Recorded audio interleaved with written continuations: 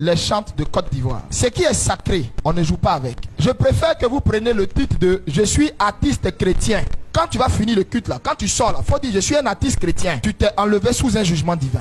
Mais quand tu dis, ou quand on te présente, quand tu t'en vas pour tes prestations et puis on dit chante. En fait, toi-même tu t'es tué en même temps. Parce qu'un chant, le dimanche, sa place n'est pas ailleurs. Sa place est dans l'église où il a été ordonné, consacré, chante. Et quelqu'un qui est chante, ça veut dire on a mis l'huile sur toi. Si ton pasteur ou ton père spirituel n'a pas encore mis l'huile sur toi pour t'ordonner en tant que chante, tu ne l'es pas. La Bible dit, le Seigneur a dit à Moïse, dans telle tribu, tu vas m'enlever des chantres qui vont, eux, servir dans ma maison. Et ceux-là consacrent-les. Tout ce qui vient servir dans la maison de Dieu doit être consacré. L'empreinte de Dieu doit être dessus. Parce que nous servons un Dieu jaloux. Celui qui ne partage pas. Dieu est dans un régime de monogamie. Un chante qui dit il est chante, il ne doit jamais monnayer son talent. Un artiste chrétien peut monnayer son talent. Un chant ne monnaie pas son talent. Le chant est sacré. Le chant porte le ciel en lui. Le chant porte la présence de Dieu. Quand il ouvre sa bouche pour chanter, le ciel est ouvert. L'artiste chrétien, il peut aller à son gombo. Et un chant qui s'en va faire gombo, il se maudit. Si on te demande, il faut dire je suis dans le groupe musical de l'église. Il ne faut pas dire je suis chante. Parce que si tu es chante, ça veut dire tu as une relation avec Dieu. Il t'a ordonné, il t'a sacré, il t'a consacré. Chante. Vous savez pourquoi les chantes là, plein meurent en désordre? Vous jouez, hein? Tout ce qui monte à l'autel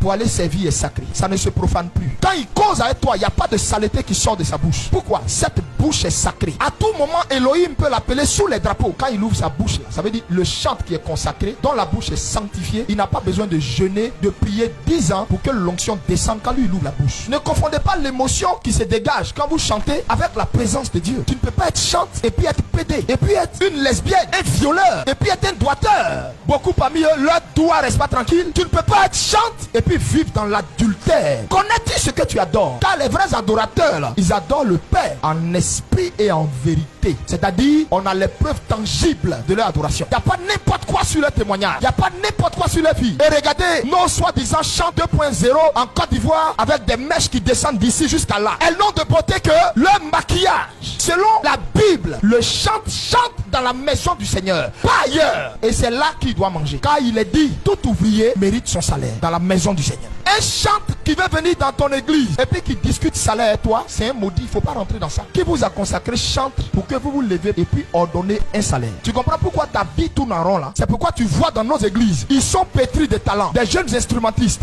grands arrangeurs, mais la malédiction les accompagne. Pourquoi? Parce que indignement, ils font l'œuvre du Seigneur. Il s'en va boire et puis il vient, il prend le micro et puis il chante. Il couche avec des filles et puis il s'arrête là, il prend le micro et puis il chante. Elle est impudique, adultérine. Et puis elle aussi, elle s'arrête là, elle prend le micro, elle chante.